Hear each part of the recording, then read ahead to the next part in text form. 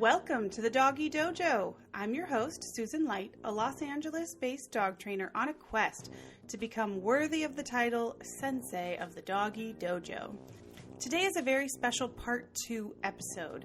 We're continuing the conversation with Trish McMillan, who holds a Master of Science degree in Animal Behavior, is a certified professional dog trainer, and certified dog behavior consultant. Last episode, if you want to check it out, we were talking about some of the barriers to adopting through a rescue or a shelter and how difficult sometimes it can be. And today we're going to continue that conversation and say, if you tried to go the shelter route and it didn't work out, or for any other reason you've just decided you're going to go the route of getting your dog through a breeder, how can you find a reputable one? We're going to talk about things to look for in a good breeder, things to avoid that might be a red flag that it's a bad breeder, and ways to avoid getting scammed when you're looking for a breeder. So I hope you enjoy the rest of this conversation with Trish McMillan. Before we start talking about breeders then, so if you can't get through all these walls, you don't meet the standards, you can't adopt an animal and you're going to look to go to a breeder, before we jump to that, I just want to say the way that I've gotten two of my pets is actually just rescuing them myself off the street. That's not always something that I've said that they've been meant to be, that they've just sort of fallen into my life in that way. That's how a lot of people get cats. They just sort of show up. They're both cats. Uh-huh. They're both cats. Yep. I know that the street dogs, like you're talking about, mostly are not from this country, but it's essentially what the rescues are going into other countries and doing as well, is rescuing street dogs and then shipping them to other countries to be adopted out. Yeah, I mean, my Puerto Rican street dog was picked up by my ex-husband when he was on vacation shortly before he met me. So I wasn't the one who found her on the beach, but he did, and he brought her home, and I got to keep her in the divorce, so that's awesome. Yeah, so I mean, that is a few and far between, not necessarily a plan to go out nights looking for strays. But it happens, and sometimes I think it's a beautiful thing. It's a very pure yeah, rescue. There are a lot of people bringing back vacation dogs, and I would say there's some sketchy stuff happening in overseas adoptions. I don't think necessarily taking a 5-year-old street dog who's never worn a leash or a collar or lived in a house and putting them through a traumatic plane ride and then having them land in Toronto and live in a condo and walk in the snow for the first time ever with traffic and other dogs and people and elevators. I think for some of those dogs, that's actually a decline in quality of life. Yeah, I know a lot of people think that. I think it's true. Yeah, and I think we need to think carefully about that. Like, Lily was a 5-week-old puppy full of worms and ticks, and she would not have lived more than a couple more days. And because she was so young, she had adjusted pretty well to life in New York City. And she's a little bit shy, or she was shy when she was younger, and she is still really barky, which is common with the island dogs. They're good early warning systems. But yeah, I think the older dogs we have to think carefully about whether we're making their lives better or worse when we pick them up.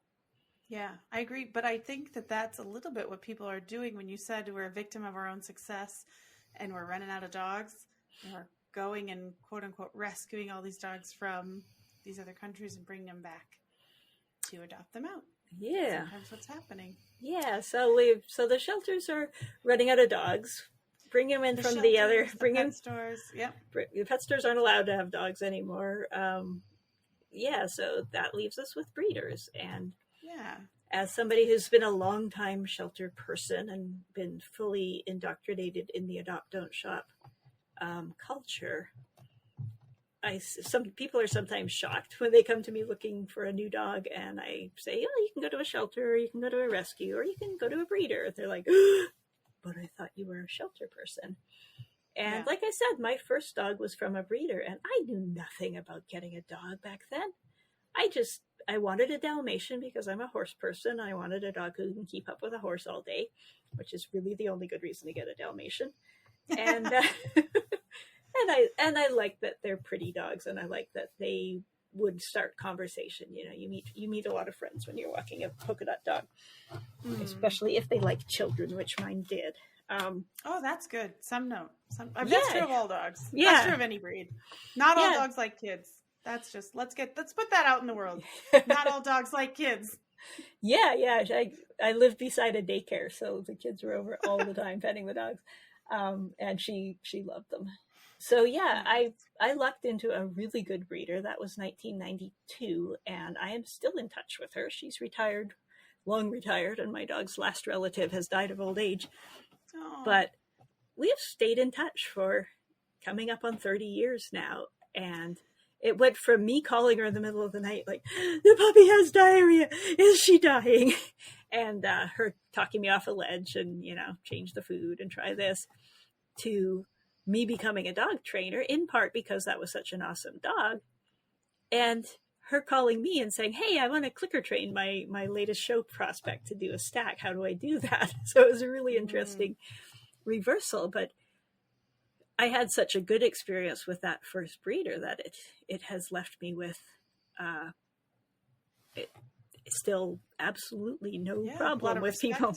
I have no problem with people going to a breeder, and what we have in the show, to a good ethical breeder. Exactly. And the issue we have now is that there aren't enough of them. So I find myself talking to my dog trainer friends like, you ever thought about having a litter of puppies? Because I'd love to see more. Yeah, if we hadn't all fixed our animals when we got them, like you said. You know how many people want a problem? You know how many people want a copy of my Puerto Rican street dog? She looks exactly like a Labrador, but she's 35 pounds.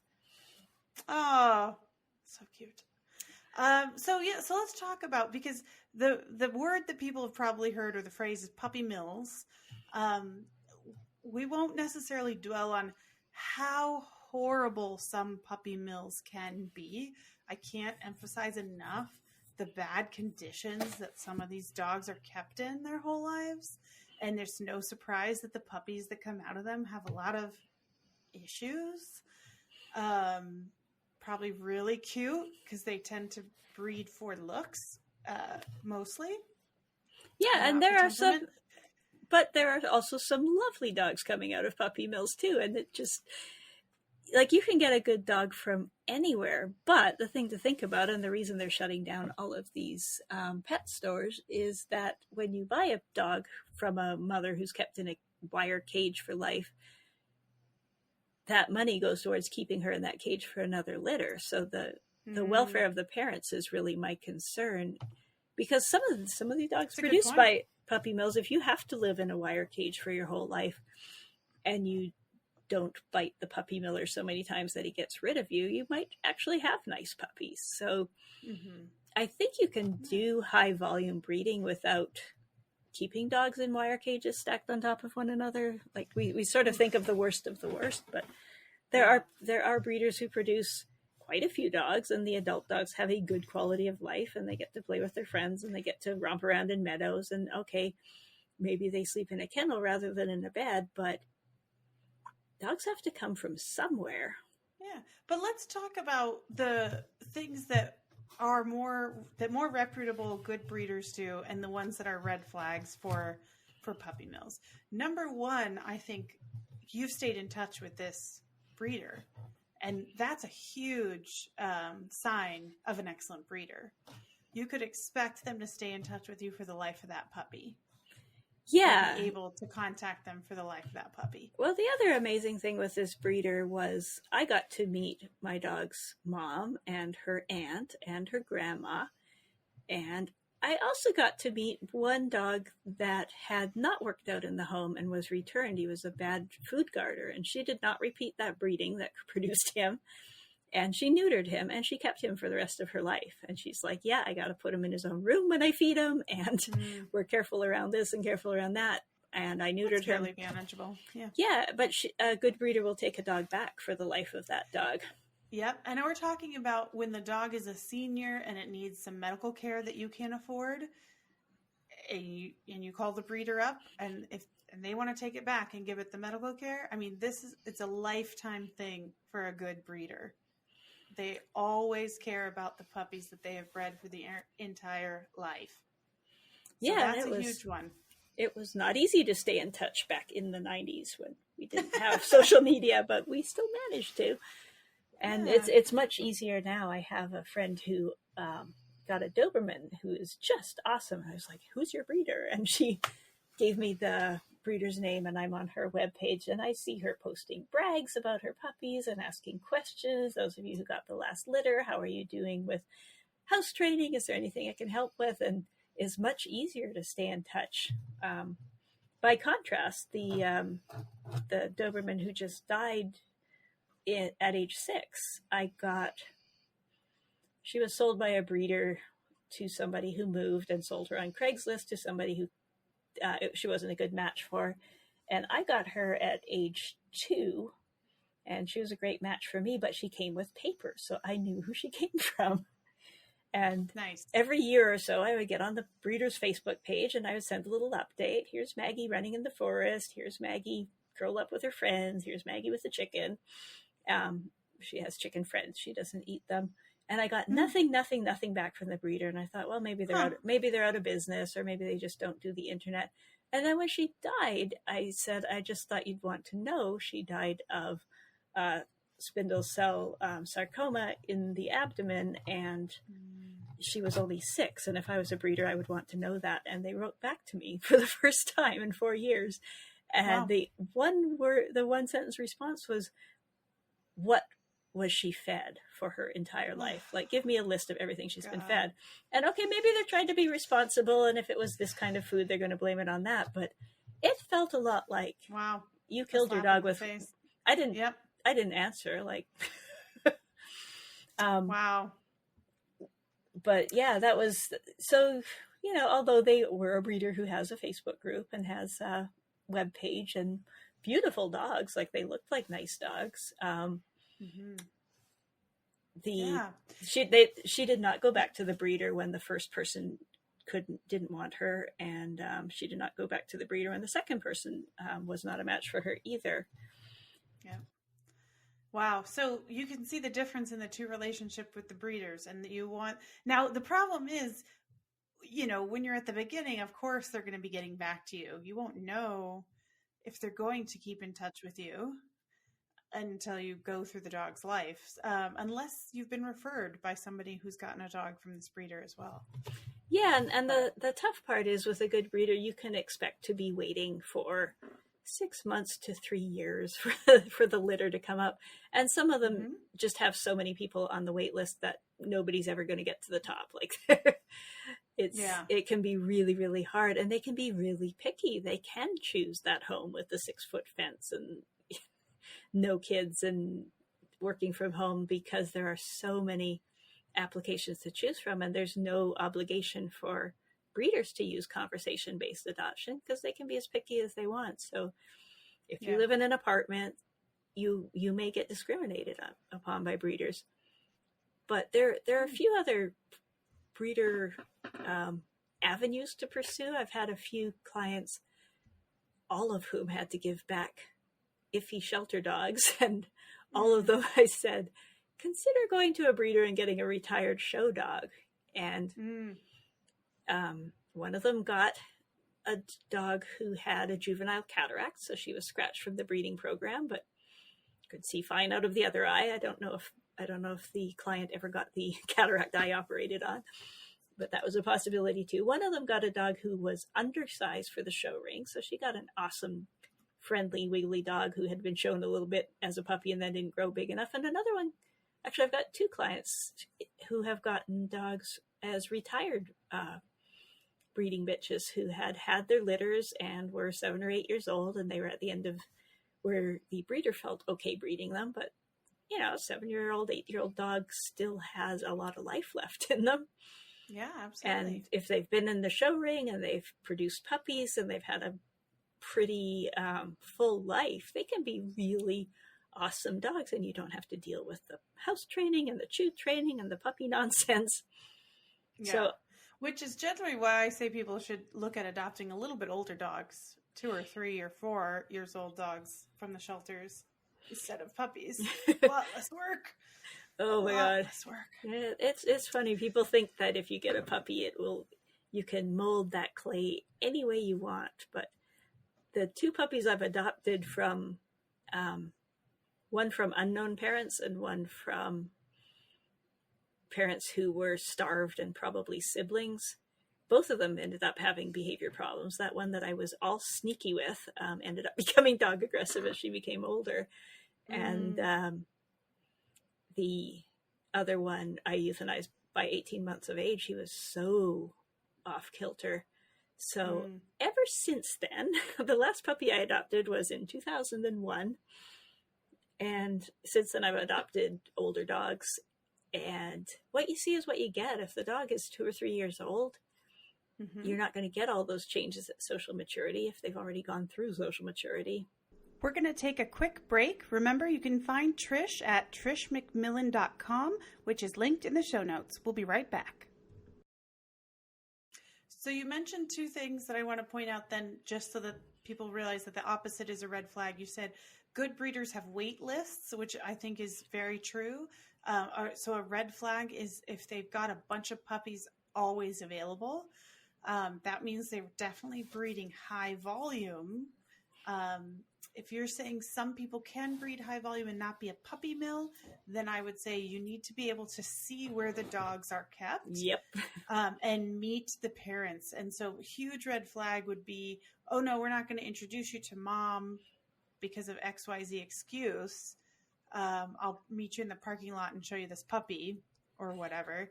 Yeah, and you may not be able to. You may not be able to meet dad because they often travel to meet dad or have artificial insemination. But that was one thing with my Dalmatian was I did get to meet a lot of her relatives, and they all met me at the gate. I drove up. I show up at the gate, and they're all standing on the gate, going, "Hi, welcome to the Dalmatian farm. We're the Dalmatians. Come and meet us." And they were all delightful and outgoing, and did not see me as a scary stranger. And the puppy I got from that breeder was just like that too. Like, it's not so common to have a Dalmatian who enjoys therapy dog work, but she's like, I don't know you and I need to know you. Who are you?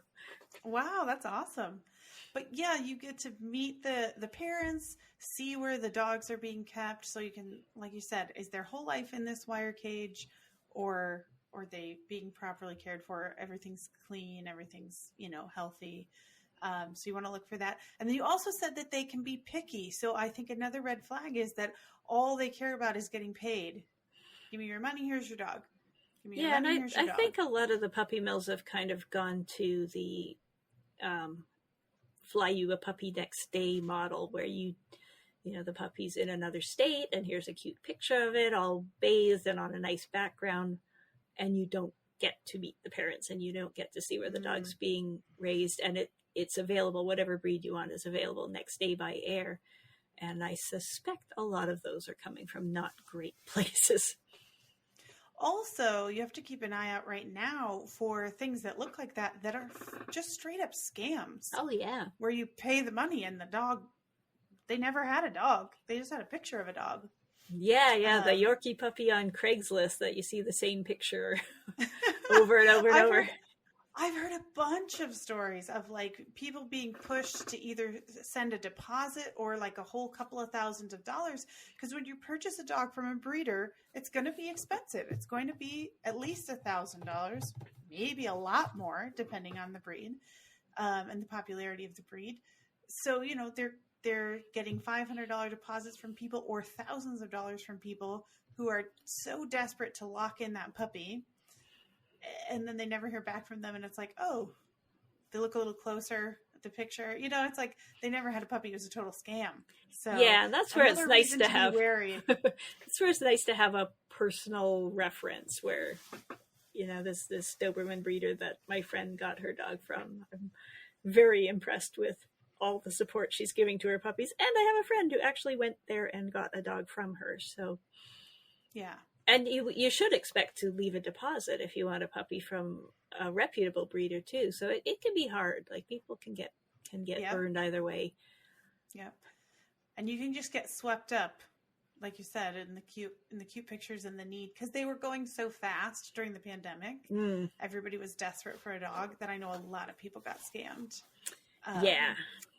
But yeah, so do your due diligence there, and you have to realize too that somebody that's just shipping you a dog the next day is not going to have that relationship with you for the life of that dog that we're talking about good breeders having. It is hard when you have puppyitis. Like when I was looking for my Dalmatian puppy back in the 90s, it was a good 8 months. And I was actually on the wait list for a really good breeder, and the breeding didn't take. And she had just called me and told me the breeding didn't take. And I just lucked into this other breeder who happened to have a puppy left. And I just thought, I'll go and look at these 6-week-old Dalmatian puppies, and I'll just think about it because I'm still on the wait list for the next litter with this other breeder. And does anybody ever go and sit in a pile of puppies and not immediately shell out a deposit on them? Right.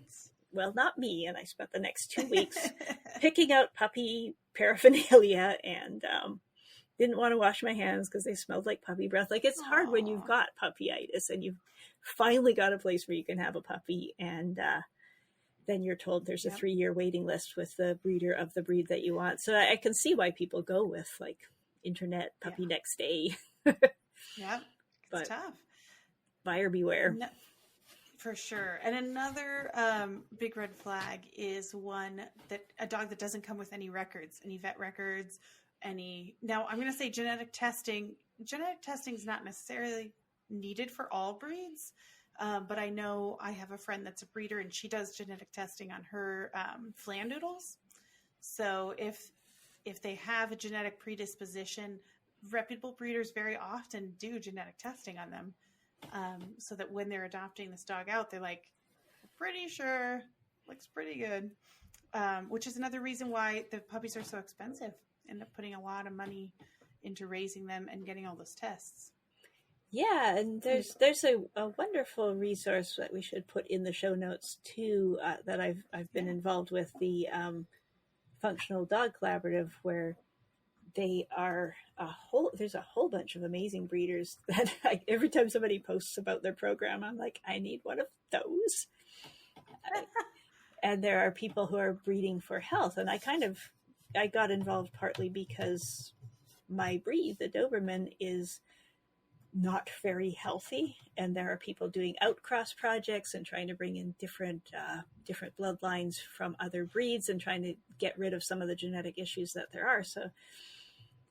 But there are people who breed mixed breed dogs. There are people who breed breeders. She's got a really great podcast too, and I have learned a lot just listening to that podcast about, if I wanted to buy a doodle, I now know exactly where I would go for a doodle. And there are people breeding them reputably, as much as dog trainer types scoff at them. Functional Dog Collaborative is a podcast. It's a Facebook group and a website and a podcast. And it was started. All of the above. Okay. It was started by Dr. Jessica Heckman, and she is amazing. And she is a vet and a behaviorist and a geneticist. So, she'll just blow your hair back with her. I've listened to an episode or two. I think I've been on an episode talking about this sort of thing from the shelter perspective, but there's lots of tips there on how to get a healthy dog, and some of the outcrossing projects and some of the crossbreeding projects, because I think that's where the whole doodle craze has come from, is people are tired of getting these purebred dogs who are not that healthy, and they think, well, maybe if I get a hybrid, it'll live longer, and the non-shedding thing is attractive, right? And there are people who are breeding responsibly and breeding really nice dogs, and there's a whole club around breeding golden doodles well, and there's like a 3-part episode on doodles that I learned a ton from. Awesome. I'll definitely link to that as well. And that brings me to my last question, which is, where do you find the reputable breeders? Is there a list? Well, that is one thing that the FTC is trying to put together. There is awesome. There is a list called Good Dog, I believe, that keeps track of breeders. But there's a cool thing on the FTC Facebook page that's called Searching Sunday. So you can just hop on and say, I am looking for a Cavalier King Charles or an outcross Cavalier King Charles with the health testing for the diseases that this particular breed is prone to. Mm-hmm. And you'll get all kinds of links of, maybe it's not from the breeder themselves, but somebody who knows somebody, and the group just keeps growing, and it's fascinating. And I've learned a lot just hanging out there and listening to the podcasts and knowing Jessica. That's awesome. Yeah, it's a great resource for learning more. Awesome. Cool. Well, thank you so much. I feel like we covered a lot. Is there anything that you wanted to make sure that we said before we close out? I just want to reiterate that you can get really great dogs from all of the sources. And I've gotten great dogs from shelters, great dogs from strays, great dogs. One great dog from a breeder, and she was so great that I would go back. I just always have too many dogs because I go to shelters and fall for them. Too many dogs? What's that? Yeah, but you can have great dogs, or you can get really difficult dogs from any of these sources. And I think the take-home message is do your research and maybe ask a professional, maybe get somebody to go with you, or at the very least take a friend who can talk you down if they see you making a mistake. Yeah, for sure. Awesome. Well, thank you so much. I really appreciate it. Yeah, thanks for inviting me. We covered a lot of topics. There's just so much to talk about and how to get a good dog. Thank you so much, Trish. This has been huge. I love that the big takeaway from really this episode and the previous episode is that a good dog can come from anywhere, and a dog with a lot of problems can come from anywhere. So getting a dog as a puppy from a breeder, if the only reason you're going to do it is because you think it's a guarantee of getting a perfect dog that never has a behavior issue, you just cannot guarantee that. And certainly I hope people don't think that every dog that comes from a shelter is going to have a lot of really expensive, difficult issues to work through either. You can get a great dog from anywhere, and you can get a dog that has a lot of problems from anywhere as well. But if you're going to go through a breeder, couple of things: expect them to keep in touch with you for the life of the puppy. Be willing to take the puppy back at any time and for any reason. Expect them to have a wait list of up to several years, and expect them to let you see where the puppies are being kept and to be able to meet mom. And if they balk at any of these, you may want to find a different breeder. Thanks for coming to the dojo to learn with me this week. This is your aspiring sensei, Susan Light, signing off. If you'd like to find me, I'm at doggydojopodcast.com, or I'm at Susan Light LA on Pinterest, Instagram, and Facebook. The music was written by Mac Light. You can find him at maclightsongwriter.com.